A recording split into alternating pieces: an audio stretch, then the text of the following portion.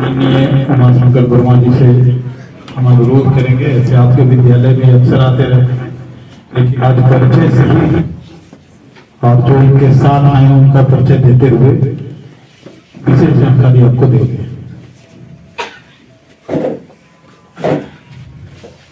धन्यवाद सुनील जी।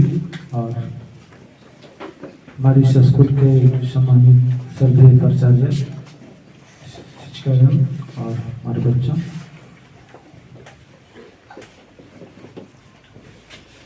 आप लोगों ने जिस ढंग से हिंदी और अंग्रेजी दोनों भाषाओं में नेताजी के बारे में जो कुछ जानते थे बहुत ही साफ सुथरे ढंग से और विवाद ढंग से आप लोगों ने बात रखा कि वास्तव में इस स्कूल के लिए ही नहीं बल्कि समाज के लिए एक गौरव की बात है कि एक सीमित संसाधन में सुनील बाबू ने जो मिशन के तहत एक छोटे से स्कूल के अंदर में इतनी क्वालिटी को सृजन करने का जो अथक प्रयास कर रहे हैं उसका एक नमूना आप लोग हैं।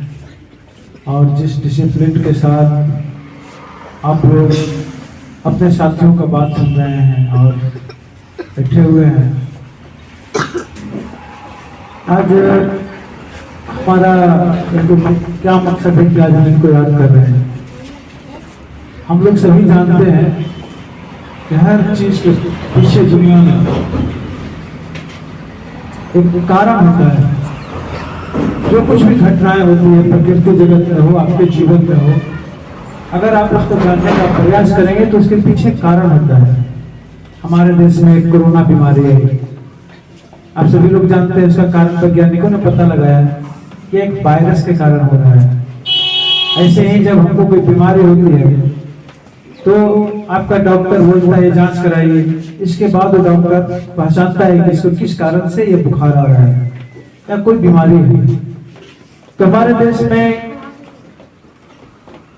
जिस समय नेताजी सुभाष चंद्र बोस का जन्म हुआ, आप जानते हैं उस समय हमारा देश अंग्रेजों की गुलामी जिसको हम लोग बोलते हैं, बल्कि उन लोग का एक साम्राज्य था, उन लोग का शासन था यहाँ।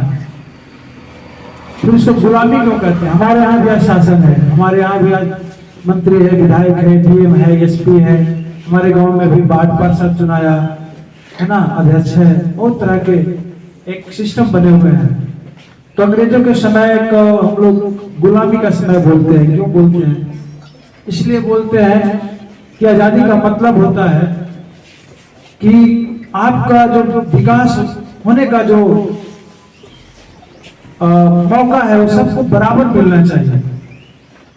जैसे एक माँ बाप अपने तमाम बच्चों को शिक्षा देने के मामले में अपना अंतिम प्रयास करते हैं, जो क्षमता है। इन्हें वो जरूरत पड़ने पे अपने गहने बेच देते हैं, जमीन बेच देते हैं कि अपने संतान को मैं पढ़ाऊंगा, उनको ज्ञान दूंगा ताकि वो दुनिया में अच्छा से जी सके, एक समझदार नागरिक बन सके। इसी ढंग से एक देश होता है जिसमें अंग्रेज हमारे देश में थे, उस समय ये बात नहीं थी। अंग्रेज के समय में सब लोग पढ़ सकते थे, ये बात नहीं था। उसमें बहुत सारे, एक तो स्कूल की संख्या काफी कम थी और बहुत सारे कारण थे कि वो सभी को पढ़ने का अवसर नहीं मिलता था। लेकिन उस समय भी बात आप देखेंगे, नेताजी सुभाष चंद्र बोस भी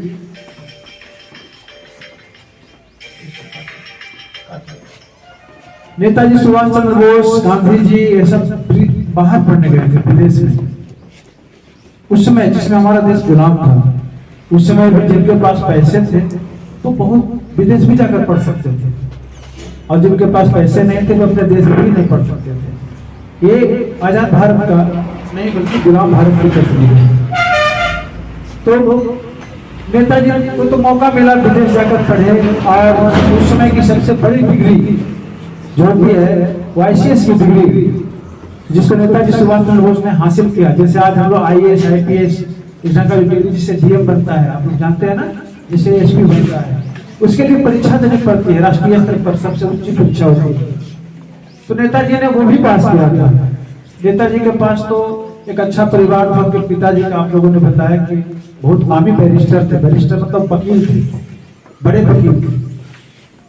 और नेताजी को भी पास में मौका था कि वो भी एक बड़े अफसर बन सकते थे।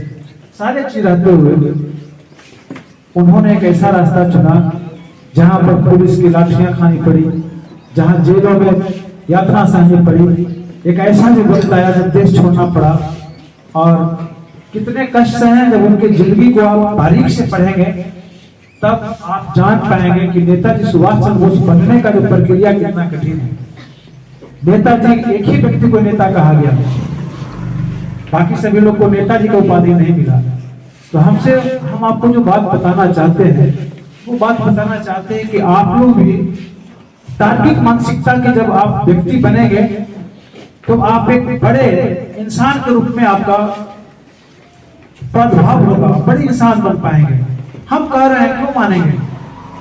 नेताजी को मनाना चाहिए, क्यों मनाएंगे? आपके मन में सारे सवाल होना चाहिए, और लोगों को क्यों नहीं मनाएंगे? हम लोग इसीलिए कि नेताजी ने जो सपना देख करके इस आजादी की लड़ाई में शामिल हुए थे, वो लड़ाई था कि हम जब देश आजाद करेंगे तो हमारा देश कैसा होगा। गुलाम भारत तो देखे थे कि यहाँ कुछ अगर बोलेंगे तो जालियांवाला बाग ऐसा कांड होता था ना।